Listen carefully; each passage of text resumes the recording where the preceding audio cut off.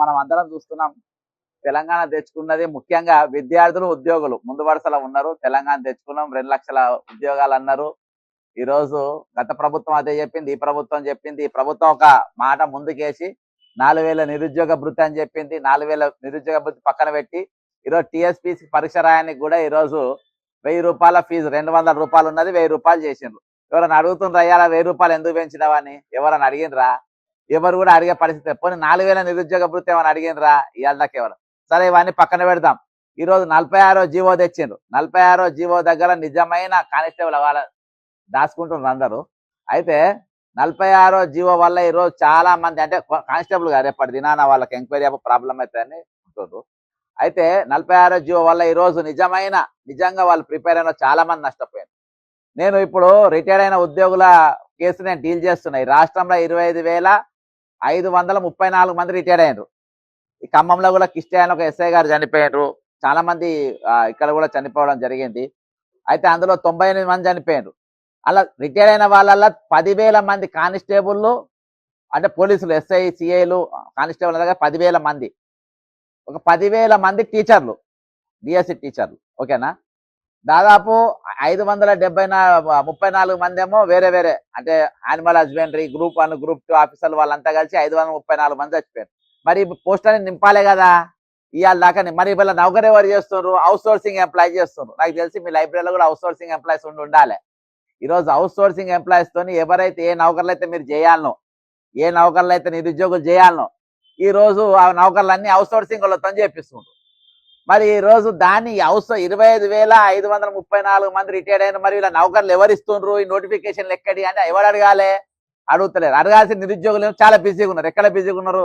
రేపు నోటిఫికేషన్ వల్ల పడితే మేము రాద్దామని వాళ్ళు అడుగుతలేరు. కానీ ప్రభుత్వం ఏం చేస్తుంది? అవుట్ సోర్సింగ్ ఏజెన్సీల మధ్యలో పెట్టుకొని, అది కూడా 25,000 జీతం అయితే వాళ్ళ 13,000, 15,000 ఇచ్చి సచిన జిఎస్టీ కింద, ఏజెన్సీ కమిషన్ కింద, ఆఫీసర్ల కమిషన్ కింద మొత్తం కట్ చేసి ఈరోజు వాళ్ళకి ఇచ్చే జీతము 13,000కెళ్ళి 15,000కెళ్ళి.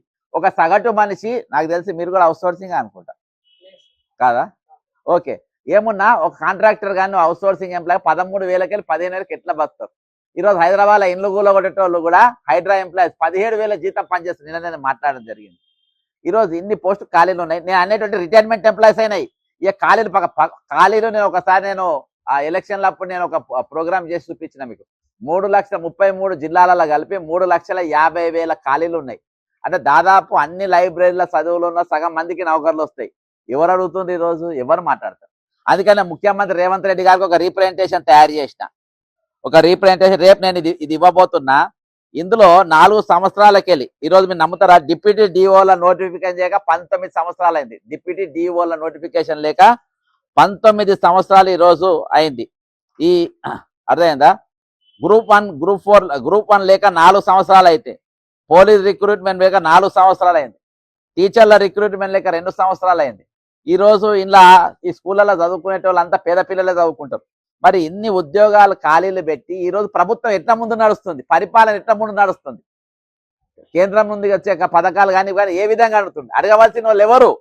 ఈరోజు మీరు ప్రభుత్వం ప్రతిసారి ఇక్కడ అప్పుడు ఎలక్షన్ల తర్వాత నేను ఈ టెట్ నార్మలైజేషన్ కోసం అని కానీ, లేకుంటే గ్రూప్ 1 నింపాలని కానీ నోటిఫికేషన్ కూడా బాజాప్తా గ్రూప్ 1 ఎగ్జామ్లో బాజాప్తా చీటింగ్ అయింది. కాపీలు కొట్టి పరీక్షలు రాసిండ్రు. అబ్బా, తెలుగు మీడియం వాళ్ళు పచ్చిగా ఇదైపోయినరు. మనకు న్యాయస్థానాలు సపోర్ట్ చేసినాయా? ఆఫీసర్లు సపోర్ట్ చేసినా? అధికారులు సపోర్ట్ చేసినాయా?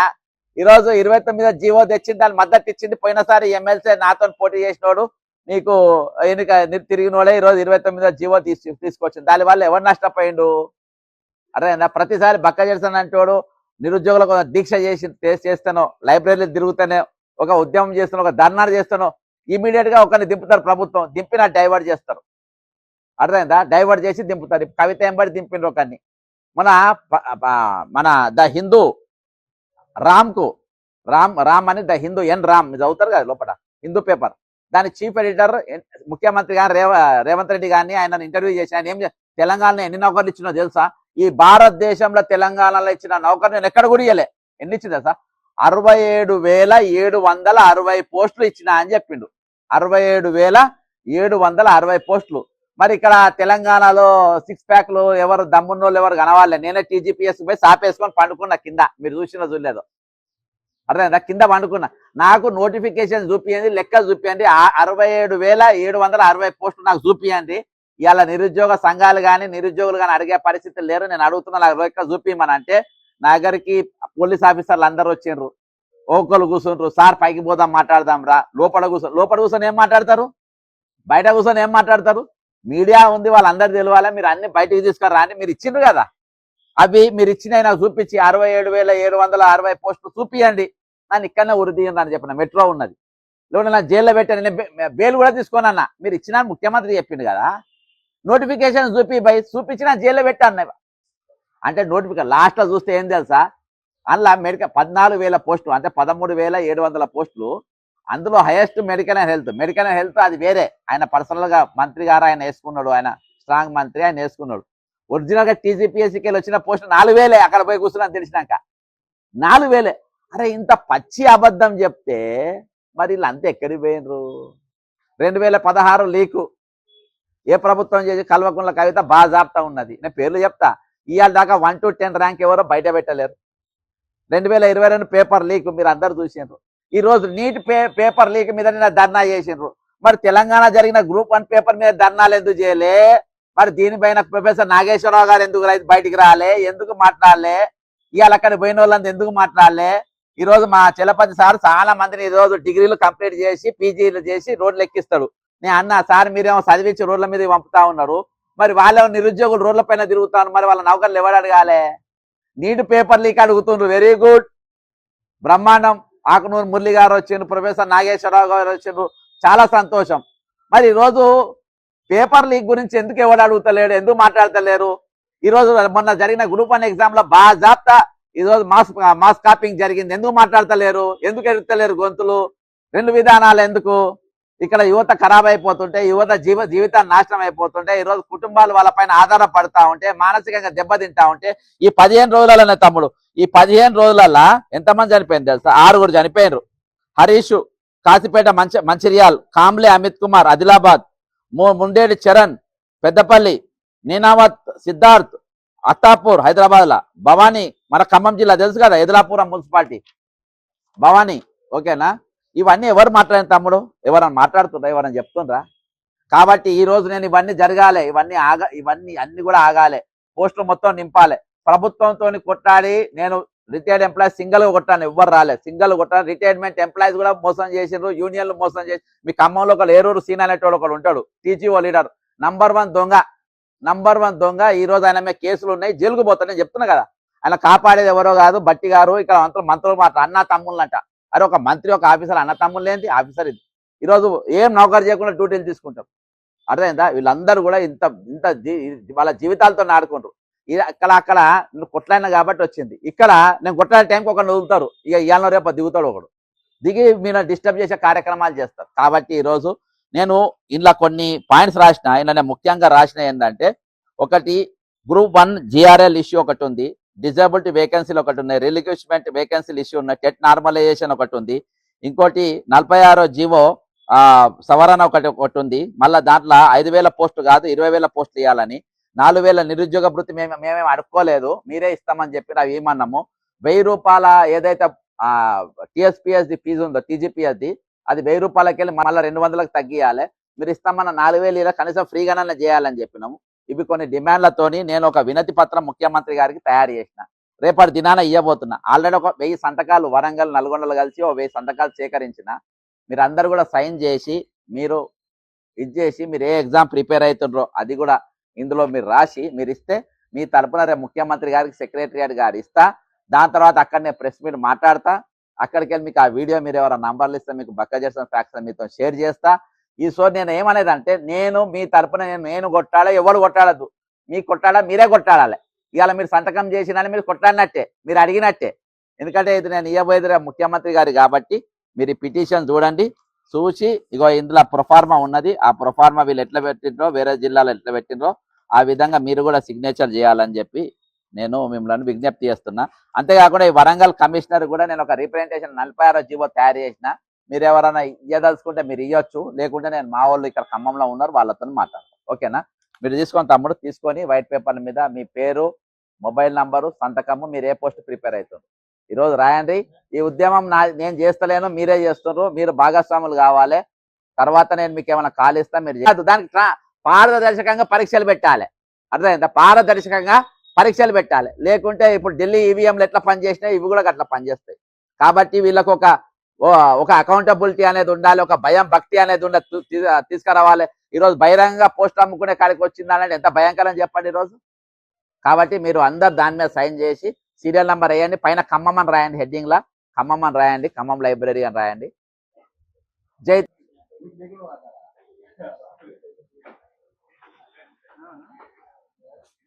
వీడియో లేకుండా మీకు ఏమన్నా ఉంటే చెప్పండి, ఆ పిటిషన్ లో మెన్షన్ చేస్తాను. సంతకాలు కాదన్నా, ఏదన్నా డిమాండ్స్ ఏమన్నా ఉంటే రాసి ఇవ్వమంటుంది పేపర్ మీద. ఏం షాప్ పెట్టా? క్లాత్ స్టోర్ అను యాక్సెసరీస్. ఎక్కడ? కేఎల్ఎం షాపింగ్ మాల్ ఉంది అన్న. దాని కొద్ది ముందు పోతే రామాలయం ఉందా, రామాలయం ఆపోజిట్ డాకెట్ డొమ్మాన్ అని. ఓకే ఓకే, అక్కడ ఫ్లెక్సీ సెంటర్ దాని పక్కన ఇచ్చారు, దానికి ఆనుకొని ఉన్న షాప్, పెద్ద షట్టర్. పెద్ద షట్టర్ అదేనా? ఓకే, 2-3 ఫ్లోర్స్ ఉన్నాయి. అదే మొత్తం కింద ఎన్ని స్లాట్స్ పెట్టావా? నిన్న వారం అయితే తీసుకొని ఈ రోజు పంపించిన. మా తమ్ముడు ఉన్నారు, మా బామ్మర్ది, మా తమ్ముడు చూసుకున్నారు. మరి ప్రిపరేషన్ ఏం చేసినా? చేస్తాను, నోటిఫికేషన్ వచ్చే టైం అయింది. దేనికి? Police notification. ఇది ఒక్క టైం ఇక అట్లా ఖాళీగా ఉన్నాయి కదా.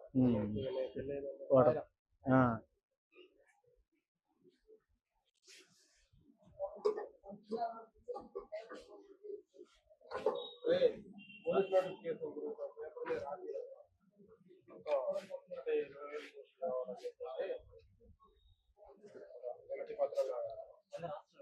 వాళ్ళు ఎవరు రాయాలి,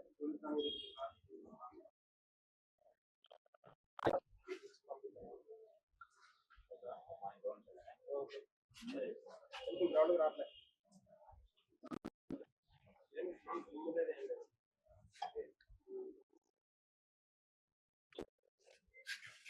తమ్ముడు పైన సైన్ చేయడానికి తీసుకెళ్ళారు ఒకసారి.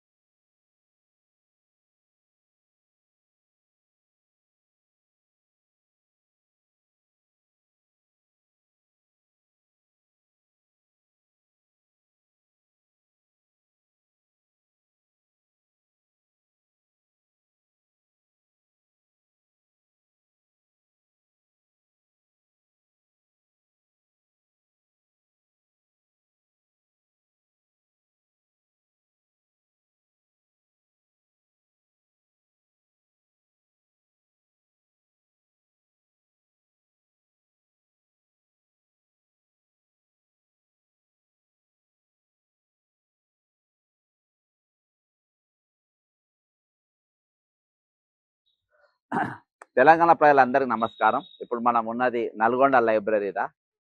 మరి మొన్న ఏదైతే వరంగల్ అనే సంతకాల సేకరణ చేసిందో, మరి అదే వయో పరిమితి జీవో 46 రోజులకు మరి వాళ్ళకు పోస్ట్ పెంచాలి, 5,000కి 20,000 పోలీస్ పోస్టు పెంచాలి. అదే కాకుండా ఇప్పటికీ గ్రూప్ 1 కానీ గ్రూప్ 2 కానీ మరి పోస్టులు పెట్టి దాదాపు 44 సంవత్సరాల నోటిఫికేషన్లు. చాలా మంది ఏజ్ బార్ అయిపోయినారు. వయసు మినిమం ఈరోజు 49 సంవత్సరాలు పెంచాల్సిన అవసరం ఉన్నది. కానిస్టేబుల్ 47 పెంచాలి. అది జనవరి 1వ తారీఖు కట్ ఆఫ్ డేట్ పెట్టాలి. జూన్ 1 కాదు, జనవరి 1 కట్ ఆఫ్ డేట్ పెట్టాలి. దానిపైన నేను సంతకాల సేకరణ చేస్తున్నాం. ఆల్రెడీ నేను ఇదివరకు చెప్పిన, నేను బయలుదేరుతున్నా కదా, టీజీపీఎస్సీ ఆఫీస్లో ప్రెస్ మీట్లో చెప్పిన, వరంగల్లో చెప్పిన, నేను బయలుదేరినా కదా, ఇక ప్రభుత్వం ఒకరిని వదులుతుంది అని చెప్పిన. నేను రాత్రి వచ్చేది ఆల్రెడీ ఏవైతే నేను రీప్రజెంటేషన్ ఇవ్వమన్నానో, ఏవైతే నేను సంతకాలు పెట్టిమన్నానో అవే సంతకాలు, అవే రీప్రజెంటేషన్లు, అదే ఇది ఈరోజు వాళ్ళు పెట్టించే తిప్పుతుండ్రు. ఇక్కడికి వెళ్ళి కలెక్టర్ ఆఫీస్ దగ్గరికి అందరినీ, పిల్లలందరినీ ఇక్కడికి వెళ్ళి తీసుకుపోయారు. నేను ఈరోజు మీరు అప్రమత్తంగా ఉండాలని చెప్పుకోరుచుకుంటున్నా. ఇంకా మీరు ఈ దొంగలను నమ్ముకుంటా వీళ్ళు కంటిన్యూగా చేయాలి. ఒక ఉద్యమం అనేది కంటిన్యూ చేయాలి. మధ్యలో బ్రేక్ చేసుకుంటా స్టార్ట్ చేసుకుంటా కాదు. మీరు బాగా మళ్ళా అదే ఇది మనం రాజకీయాలు మాట్లాడితే కాదు. ఇది పిటిషన్ టీజీపీఎస్సీ ఆఫీస్ పోయి మరి 67,760 పోస్టులు ఇచ్చిండ్రు అని చెప్పినప్పుడు మరి వీళ్ళు అడగాలి కదా, వీళ్ళు మాట్లాడలే కదా, ఎవరు మాట్లాడలే ఆ రోజు. మరి ఎప్పుడైతే నా సంతకాల సేకరణ కోసం తిరుగుడు స్టార్ట్ చేసిన అన్ని జిల్లాల పిటిషన్లు ఇవ్వమన్నా, ఇవాళ అశోక్ గుడి ఇక్కడికి వచ్చిందంట.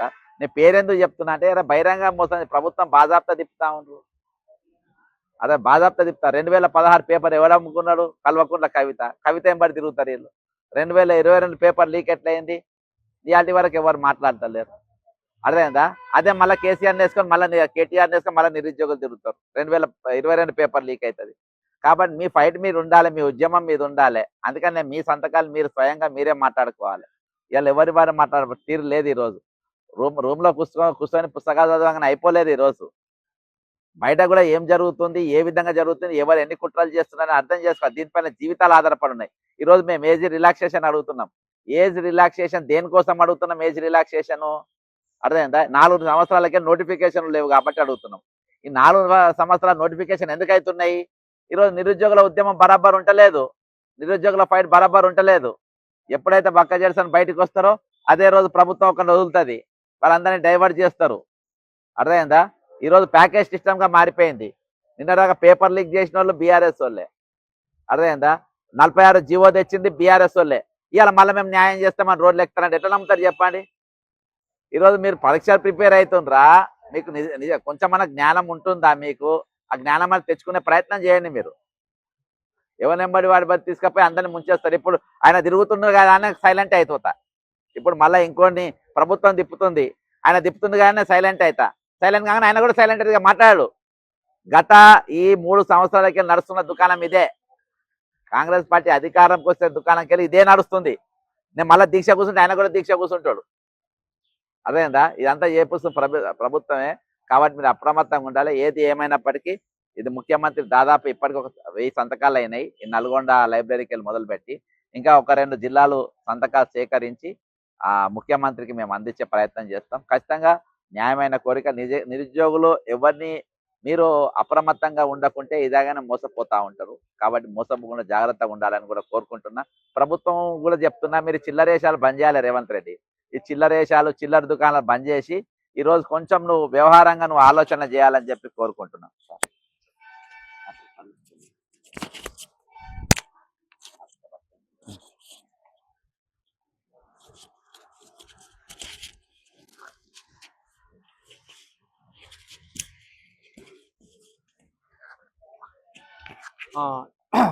ఇప్పటివరకు మన బక్కా జెర్సన్ గారు చాలా మంచి విషయాలు చెప్పారు.